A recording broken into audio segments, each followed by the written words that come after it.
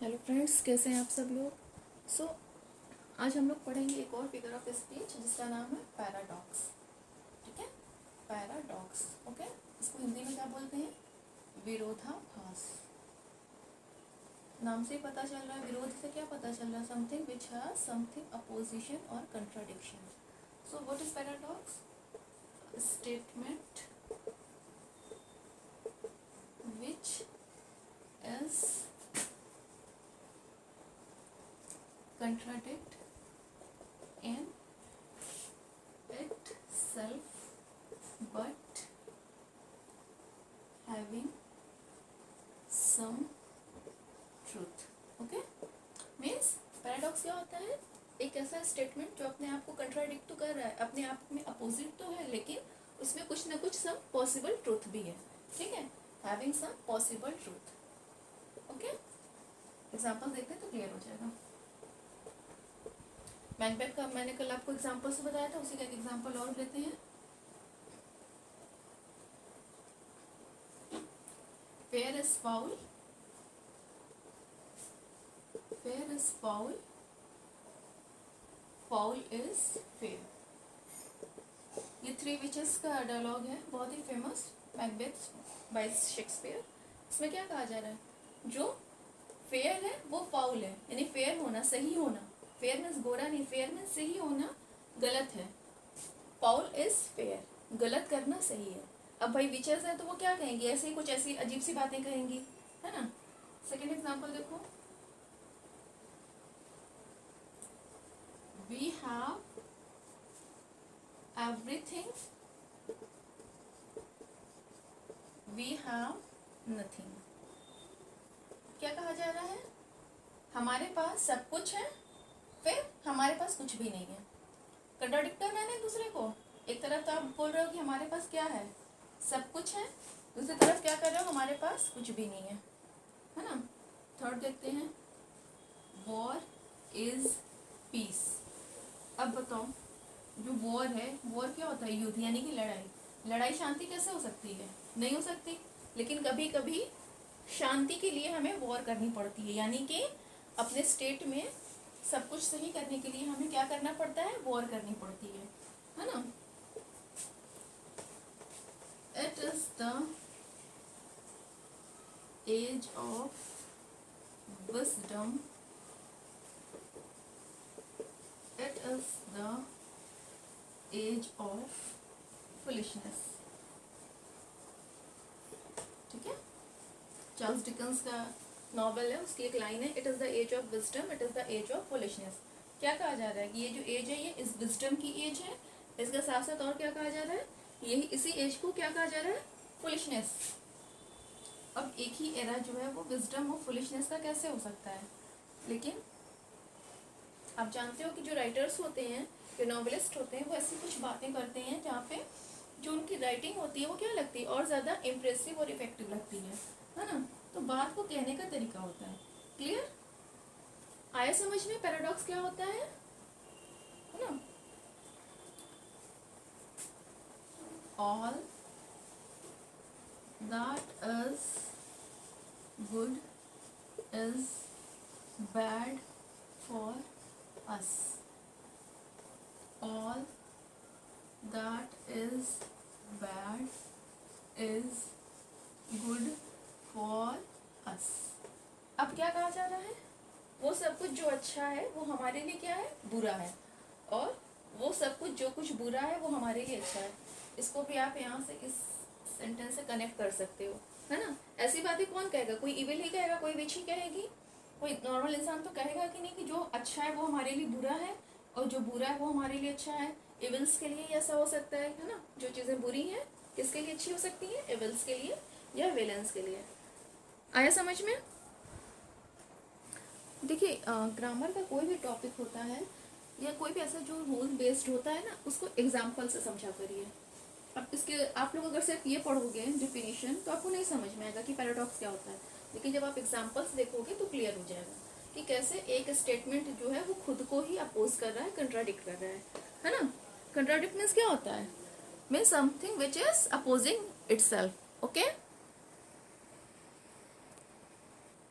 चलिए एक दो एग्जाम्पल्स और लिख लेते हैं। ये एक एग्जाम्पल मैं ले रही हूँ मैन एंड सुपरमैन का, इसके राइटर G.B. शॉ। ठीक है, ये मैंने इसलिए लिख दिया कि बहुत से बच्चे होते हैं जो एग्जाम्स की प्रिपरेशन कर रहे होते हैं, कॉम्पिटिटिव एग्जाम्स की, और उसमें से डायलॉग्स आ जाते हैं। ठीक है, तो आपको नाम पता होना चाहिए। The golden rule is that there are no golden rules. क्या कहा जा रहा है? एक तरफ तो ये कहा जा रहा है कि गोल्डन रूल क्या है कि यहाँ कोई भी गोल्डन रूल्स ना हो। बेसिकली क्या होता है कि कभी कभी रूल्स को फॉलो करना इम्पॉसिबल हो जाता है। लोग नहीं चाहते हैं कि हमें रूल्स को फॉलो करना पड़े, तो कभी कभी रूल्स का ना होना भी अपने आप में एक बहुत ही बेस्ट रूल होता है। कुछ लोगों को सलमान खान का एक डायलॉग याद आ गया होगा, मुझ पे एक एहसान करना कि मुझ पे कोई एहसान मत करना। इसको इंग्लिश में कैसे लिखोगे? कमेंट में बताओ फटाफट। चलो एक और एग्जांपल लेते हैं वेस्ट विंड का। Destroyer and preserver hear o hear. ये वेस्ट विंड का है। ठीक है, मैंने कल भी एक एग्जांपल लिया था वेस्ट विंड का। जॉन कीट्स है इसके राइटर, पोम है ये, है ना। तो यहाँ पे किसको देखो, यहाँ पे दो यूज हो गया आपका फिगर ऑफ स्पीच, है ना। हियर ओ हियर, यहाँ पे क्या यूज हो गया आपका? अपोस्ट्रोफी, वेस्ट विंड को एड्रेस किया जा रहा है। और यहाँ पे क्या यूज हो गया आपका, जो अभी हम लोग पढ़ रहे हैं, क्या पढ़ रहे हैं? पैराडॉक्स। क्या हो गया ये आपका? पैराडॉक्स। वेस्ट विंड को क्या कह रहे हैं? डिस्ट्रॉयर भी कह रहे हैं और प्रिजर्वर भी कह रहे हैं और एड्रेस भी कर रहे हैं। आया समझ में? चलो एक एग्जांपल्स और लेते हैं। Ignorance is strength. इग्नोरेंस क्या होती है? अज्ञानता। अज्ञानता को क्या कहा जा रहा है? स्ट्रेंथ कहा जा रहा है। अब आप लोग सोच रहे होंगे कि अज्ञानता स्ट्रेंथ कैसे हो सकती है। तो देखो, प्रॉब्लम्स किसको आती है? जिसको किसी चीज की नॉलेज होती है, जो किसी चीज को जानता होता है। जिसको कुछ पता ही नहीं है वो तो अपने आप को ये कह के बच जाएगा ना, अरे भाई मुझे तो कुछ पता ही नहीं था। अच्छा, घर में सबसे ज्यादा डांट किसको पड़ती होगी? मम्मी से, जो काम करते होंगे। और जब वो काम में कुछ मिस्टेक करते होंगे तो मम्मी की बातें सुनने को मिलती होंगी, है ना। और जो इंसान, जैसे कि आपके घर के जो छोटे सिबलिंग्स होंगे जो कोई काम नहीं करते होंगे, उन्हें कोई कुछ नहीं कहता होगा। क्यों? क्योंकि भाई जो कुछ करेगा ही नहीं तो डांट क्या खाएगा, है ना। आया समझ में पैराडॉक्स क्या होता है? चलो, सलमान खान का डायलॉग मैंने कहा था कमेंट में करना, लेकिन चलो मैं बता दे रही हूँ। इस इंग्लिश में क्या कहोगे? Do me a favour that please don't do any favour. Hindi में पता ही है क्या कहते हैं? मुझ पे एक एहसान करना कि मुझ पे कोई एहसान मत करना। अब बताओ कितना अच्छा एग्जाम्पल है ये कंट्राडिक्शन का, कि एक तरफ तो कहा जा रहा है कि मुझ पे एहसान करना और दूसरी तरफ कह रहा है कि प्लीज मुझ पे कोई एहसान मत करना, है ना। हंसी भी आएगी सुनकर इसको, राइट। चलो अब हम लोग देख लेते हैं दूसरा फिगर ऑफ स्पीच जो है ऑक्सीमोर। ठीक है, क्या कहते हैं इसको? ऑक्सीमोर, है ना। ये क्या होता है? ये भी आपका पैराडॉक्स की तरह ही होता है, लेकिन ये शॉर्ट सेंटेंसेस होते हैं। बेसिकली इसमें 2 वर्ड्स ही होते हैं। ठीक है, a figure of speech.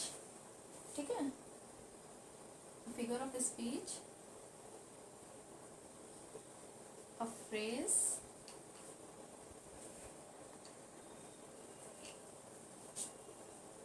That combines 2 words which seems opposite of each other। क्या होता है ऑक्सीमोर? इसमें 2 वर्ड्स होते हैं जो कि अपने आप में क्या लगते हैं? एक दूसरे के अपोजिट लगते हैं। सबसे बेस्ट एग्जाम्पल आपके ऑक्सीमोरन का क्या है? Open, secret. कोई चीज जो सीक्रेट है वो ओपन भी है, तो क्या वो सीक्रेट रह गया? फिर क्या आ जाएगा आपका? Sorry, true, true lies, regularly, irregular, है ना? ट्रू लाइज यानी कि सच में झूठा, ऐसा कोई पर्सन जो लगातार इरेगुलर हो, है ना? अपने आप में कंट्रोडिक्शन है ना? स्वीट पॉइजन, मीठा जहर। अब बताओ, जहर मीठा हो सकता है? काइंड,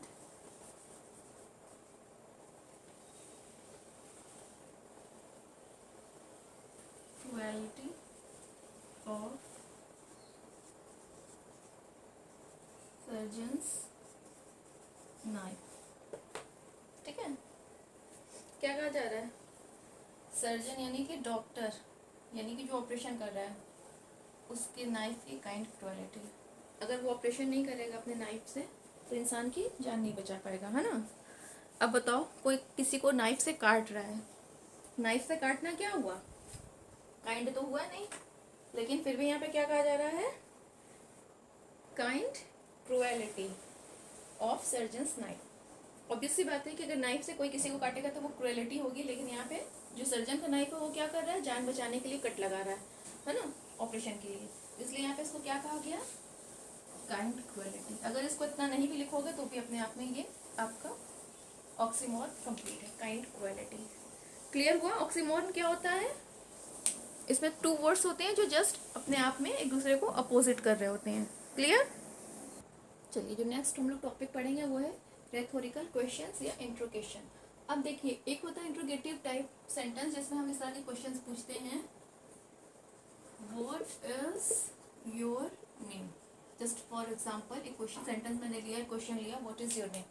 तो यहाँ पे हमारा इस क्वेश्चन को पूछने का क्या रीजन है? Because we want to know about that person's name, है ना? What is your name.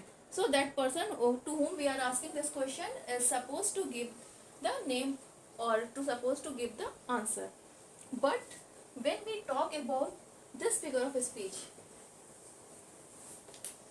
here we ask the question but not for the sake of answer. What is rhetorical questions?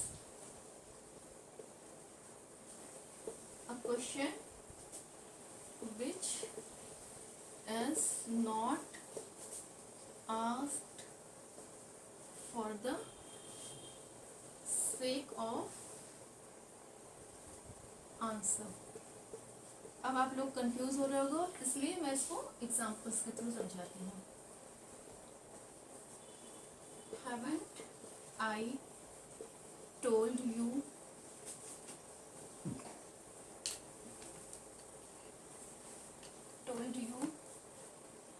to follow the rules? क्या मैंने तुमसे नहीं कहा था कि rules को फॉलो करना है? अगर मैं किसी को डांट रही हूँ, suppose that I am scolding someone of my student and I am asking that haven't I told you to follow the rules. क्या मैंने तुमसे नहीं कहा था कि रूल्स को फॉलो करना है? तो यहाँ पे मैं ऐसा सपोज थोड़ी कर रही हूँ कि सामने जो मेरा स्टूडेंट है वो मुझे रिप्लाई देगा, no ma'am you have told us. No, यहाँ पे मैं क्या कर रही हूँ? मैं डांट रही हूँ उसको, ऑब्वियस सी बात है ना? आया समझ में? सेकंड देखते हैं, don't you know the truth. क्या तुम्हें सच्चाई नहीं पता है? ऐसा क्वेश्चन हम लोग पूछते हैं ना। What is the use of doing it. आखिर ये करने का मकसद क्या है? कोई यूज है भी या नहीं है? हम लोग सिर्फ और सिर्फ क्या कर रहे हैं? टाइम वेस्ट कर रहे हैं, है ना? Who are you to instruct order me? तुम कौन होते हो मुझे इंस्ट्रक्शन देने वाले या ऑर्डर देने वाले? अब सामने वाले से अगर आप ये क्वेश्चन पूछोगे कि भाई तुम कौन हो मुझे इंस्ट्रक्शन देने वाले या ऑर्डर देने वाले, तो इसका मतलब ये थोड़ी कि सामने वाला बताएगा कि हाँ मैं ये हूँ, ये मैं ये हूँ। यहाँ पे आप उसको क्या कर रहे हो, आप यहाँ पे अपनी पावर दिखा रहे हो, है ना। That person who is giving instruction और order to you have no any authority to do that. Means उस पर्सन के पास ऐसी कोई अथॉरिटी नहीं है कि वो आपको ऑर्डर्स दे या इंस्ट्रक्शन दे, राइट। ऑर्डर देने का किसके पास होता है अधिकार, ऑब्वियसली कि जो आपके सीनियर होते हैं, आपके टीचर्स होते हैं, आपके पेरेंट्स होते हैं, हर एक के पास आपको ऑर्डर देने का कोई भी अथॉरिटी नहीं होती है। क्लियर। एक बहुत ही कॉमन सा सेंटेंस है जो अक्सर हम लोग बोलते रहते हैं, who knows what will happen tomorrow. बोलते हैं ना ये हम लोग। अब किसी को पता है क्या कि कल क्या होने वाला है? Obviously not. तो ये क्वेश्चन के आंसर किस सेक के लिए पूछा गया है? नहीं। यह तो एक बात होती है, एक जनरल सी बात होती है ना। जैसे अगर हम लोग कहें ना पता नहीं शाम में मौसम कैसा रहेगा, अच्छा रहेगा या नहीं, पता नहीं हम जा पाएंगे या नहीं, तो इस तरह की जो बातें हम लोग करते हैं, इस तरह के जो क्वेश्चन हम लोग पुट ऑन करते हैं, तो वहाँ पे हम आंसर के लिए थोड़ी करते हैं। वहाँ पे सिर्फ और सिर्फ क्या होता है, हम अपनी एक बात रख रहे होते हैं, है ना। आई होप कि आप लोगों को ये टॉपिक भी अच्छे से क्लियर हो गया होगा। सो फ्रेंड्स, आज के लिए बस इतना ही। मिलते हैं नेक्स्ट वीडियो में। इसको अच्छे से आप लोग रिवाइज़ कर लीजिएगा और एग्जाम्पल्स के थ्रू रिवाइज़ कीजिएगा। ये नहीं कि हाँ आप लोग बैठ कर डिफिनेशन रटो। ओके, चलो बाय बाय, टेक केयर।